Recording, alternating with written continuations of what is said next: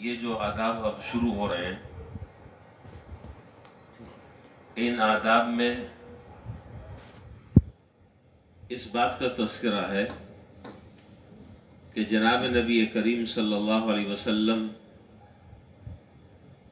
نے انگوٹھی پہننی کب شروع کی، اس کا داعیہ کیا پیش آیا،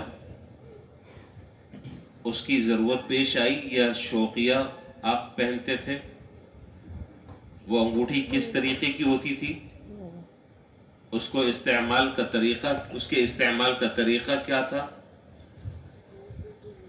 اور مرد کون سی انگوٹھی پہن سکتا ہے، کون سی نہیں پہن سکتا، عورتیں کون سی پہن سکتی ہیں، کون سی نہیں پہن سکتی، وغیرہ وغیرہ۔ اس باب میں یہ ساری چیزیں ذکر ہوں گی۔ چنانچہ سب سے پہلے بات ارشاد فرمائی کہ بلا ضرورت انگوٹھی نہ پہننا۔ اگر کوئی ضرورت نہ ہو آدمی کو تو نہ پہننا یہ بہتر ہے۔ اور حضرت ابو ریحانہ رضی اللہ تعالیٰ عنہ سے روایت ہے کہ جناب نبی کریم صلی اللہ علیہ وسلم نے انگوٹھی پہننے سے منع فرمایا، الا لذی سلطان، ہاں اگر آدمی بادشاہ ہے اور اس کو اس کی ضرورت پڑتی ہے، وہ کیا ضرورت ہوتی تھی وغیرہ وہ میں آگے چل کر بات کروں گا۔ اگر وہ بادشاہ ہے، اس کو ضرورت پڑتی ہے تو وہ انگوٹھی پہن سکتا ہے، باقی اس کے علاوہ کسی دوسرے کو انگوٹھی پہننے سے منع فرمایا۔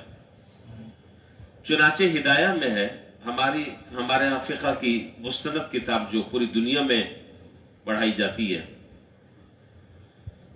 تو صاحب ہدایہ نے لکھا ہے کہ وَإِنَّمَا يَخْتِمُ الْقَاضِي وَالسُّلْطَانِ لِحَاجَتِهِ إِلَى الْخَتْمِ فَأَمَّا غَيْرِهِمَا فَالْأَفْضَلُ أَن يُتْرَكَ لِعَدْمِ الْحَاجَةِ إِلَيْهَا۔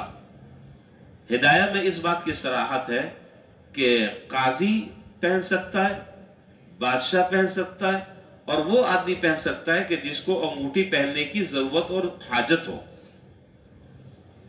فَأَمَّا غَيْرَهُمَا، ہاں ان کے علاوہ جو اور لوگ ہیں، فَالْأَفْضَلُ أَن يُتْرَكَ، ان کے لیے بہتر یہی ہے کہ وہ نہ پہنے تو بہتر ہے، افضل یہ ہے کہ چھوڑ دیں، اس لیے کہ اس کی ضرورت نہیں ہے۔ حضور صلی اللہ علیہ وسلم سے کبھی دائیں ہاتھ میں کبھی بائیں ہاتھ میں انگوٹھی پہننا ثابت ہے،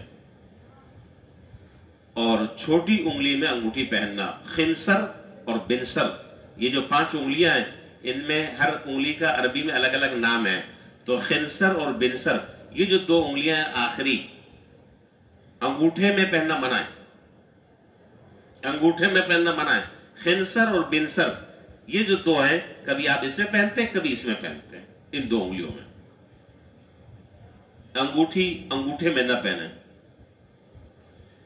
اور اسی طرح حضور صلی اللہ علیہ وسلم جب انگوٹھی پہنتے تھے تو آپ اس انگوٹھی کے نگینے کو اندر کی طرف کر لیتے تھے۔ ہم تو باہر کی طرف کرتے ہیں نا، شو مارنے کے لیے، تاکہ لوگوں کو دکھائیں کہ جی عقیق ہے، عقیق، یہ زمرد ہے، یہ یاقوت اور مرجان کا پتھر ہے، بھلے وہ کہیں سے بھی پکڑ لیا ہو۔ تو حضور صلی اللہ علیہ وسلم جب انگوٹھی پہنتے تھے تو آپ اس کے نگینے کو اندر کی طرف کرتے تھے۔ چنانچہ بخاری شریف میں روایت ہے، قال عبداللہ ان النبی صلی اللہ علیہ وسلم جعل فصه فی بطن کفی، آپ اس انگوٹھی کے جو نگینہ ہوتا اس کو اندر کی طرف کر لیتے تھے۔ اب آگے بھی کچھ بات چل رہی ہے، کچھ آداب چل رہے ہیں، انشاءاللہ پھر پرسوں یہ باتیں کریں گے۔ اب میں یہاں اتنی جو بات ابھی ذکر کی ہے اس سے متعلق کچھ باتیں میں عرض کر دوں، باقی باتیں انشاءاللہ زندگی رہی پھر ہفتے کو کریں گے۔ سب سے پہلی بات یہ کہ حضور صلی اللہ علیہ وسلم کو انگوٹھی پہننے کی ضرورت کیا پیش آئی؟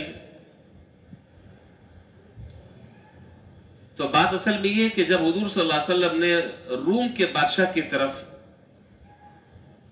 اسلام کی دعوت دی اور اس سلسلے میں آپ نے خط لکھا روم کے بادشاہ کو، تو وہاں کے لوگوں نے یہ بات بتلائی کہ ہمارے ہاں بادشاہ کا یہ قانون اور یہ طریقہ ہے کہ اگر بادشاہ کے پاس کسی ایسی جگہ سے خط آتا ہے کہ جس پر مہر نہ لگی ہوئی ہو تو وہ بادشاہ اس کو ڈسٹ بن میں ڈال دیتا ہے. اس خط کی کوئی اہمیت اس کی نظر میں نہیں ہوتی. ہاں اگر اس پر کوئی مہر ہوتی ہے تو پھر وہ بادشاہ اس خط کو کھولتا ہے اور پڑھتا ہے. تو جب یہ رائے جناب نبی کریم صلی اللہ علیہ وسلم کے سامنے آئی تو آپ نے پھر اس مجبوری کی وجہ سے، چونکہ آپ کو مختلف امراء کی طرف، مختلف سلاطین کی طرف اور مختلف بادشاہوں کی طرف، مختلف وفود میں آپ کو خط بھیجنے ہوتے تھے، اسلام کا پیغام پہنچانا ہوتا تھا، تو اس لیے آپ وہ انگوٹھی بنا کر اس سے آپ اس خط پر مہر لگاتے تھے، اور اس خط کے نگینے پر یہ الفاظ نقش تھے محمد الرسول اللہ. اس پر یہ الفاظ جو ہے وہ نقش تھے، اور اس سے آپ، تو یہ مہر جو ہے یہ علامت تھی اس بات کی کہ یہ کسی عام آدمی کی طرف سے یہ خط نہیں آیا، یہ خط کسی بڑے آدمی کی طرف سے آیا ہے. تو اس خط کو بڑی اہمیت دی جاتی تھی، اس کو پڑھتے تھے، اس کے مضمون کی طرف غور و فکر کرتے تھے. تو بعض روایتوں میں اس بات کا بھی تذکرہ ہے کہ حضور صلی اللہ علیہ وسلم جو انگوٹھی پہنتے تھے، وہ جو نگینہ تھا وہ کائے کا تھا. اس پر بھی محدثین نے بڑی بحث کی اور بہت کچھ لکھا اس میں. بعضوں نے کہا کہ اس میں وہ عقیق کا پتھر تھا، اور بعض نے کہا کہ کوئی دوسرا پتھر تھا. بعضوں نے کہا کہ اس پر صرف یہ لکھا ہوا تھا کہ محمد رسول اللہ، یہ نقش کیا ہوا تھا، اور اسی سے آپ جو ہے وہ مہر لگایا کرتے تھے. البتہ اتنی بات تو یہ بات واضح ہو گئی کہ اس نگینے کو آپ سامنے کی طرف نہیں کرتے تھے، بلکہ اس کو ہتھیلی کی طرف، اندر کی طرف موڑتے تھے. اور یہ بڑی بابرکت انگوٹھی تھی، بڑی بابرکت انگوٹھی تھی. حضور صلی اللہ علیہ وسلم کی حیات طیبہ میں آپ نے پوری زندگی اس کو پہنا. پھر آپ کے بعد یہ انگوٹھی آ گئی حضرت بکر صدیق رضی اللہ تعالیٰ عنہ کے پاس، آپ نے اپنے زمانے میں اس کو پہنا، استعمال فرماتے تھے. پھر اس کے بعد آ گئی حضرت عمر فاروق رضی اللہ تعالیٰ عنہ کے پاس، وہ اس کو پہنتے رہے اور استعمال فرماتے رہے. حضرت عمر فاروق رضی اللہ تعالیٰ عنہ کے پاس سے پھر ان کے انتقال اور شہادت کے بعد حضرت عثمان غنی رضی اللہ تعالیٰ عنہ کے پاس یہ انگوٹھی آ گئی، اور 6 سال یہ انگوٹھی حضرت عثمان غنی رضی اللہ تعالیٰ عنہ کے پاس رہی. اور یہ انگوٹھی آپ نے صلح حدیبیہ کے موقع پر بنوائی تھی. روایات میں حضرت عثمان غنی رضی اللہ تعالیٰ عنہ کے پاس یہ 6 سال رہی. یہ جب بئر عریس کا ایک واقعہ ہے، بئر عریس، آپ نے اگر تاریخ پڑھی ہو اور سیرت پڑھی ہو تو آپ کو پتا ہوگا کہ یہ بئر عریس کا کیا پس منظر ہے. بہرحال اتنا وقت نہیں ہے کہ میں وہ پس منظر بتاؤں، میں نے صرف حوالہ دے دیا کہ بئر عریس کے موقع پر یہ انگوٹھی حضرت عثمان غنی رضی اللہ تعالیٰ عنہ کے ہاتھ سے کنویں میں گر گئی تھی. مورخین نے اور راویوں نے لکھا ہے کہ جیسے ہی یہ انگوٹھی حضرت عثمان غنی رضی اللہ تعالیٰ عنہ کے ہاتھ سے کنویں میں گری، بس اس کے بعد سے دنیا میں اختلافات شروع ہو گئے. اس سے پہلے کوئی اختلافات نہیں تھے، سب آپس میں بڑی محبت سے رہتے تھے. تو یہ حضور صلی اللہ علیہ وسلم کی ایک انگوٹھی کی برکت ہے. اور آپ اندازہ لگائیں کہ جب حضور خود زندہ تھے اس وقت برکتوں کا کیا ظہور ہوگا، اس وقت برکتوں کا کیا عالم ہوگا. یہ آپ کی ایک انگوٹھی کی برکت تھی کہ جب تک کہ وہ انگوٹھی رہی، حضرت بکر صدیق رضی اللہ تعالیٰ عنہ کے زمانے میں، حضرت عمر فاروق رضی اللہ تعالیٰ عنہ کے زمانے میں، حضرت عثمان غنی رضی اللہ تعالیٰ عنہ کے زمانے میں 6 سال تک کے، اس وقت تک کہ کوئی جنگ و جدال نہیں تھی.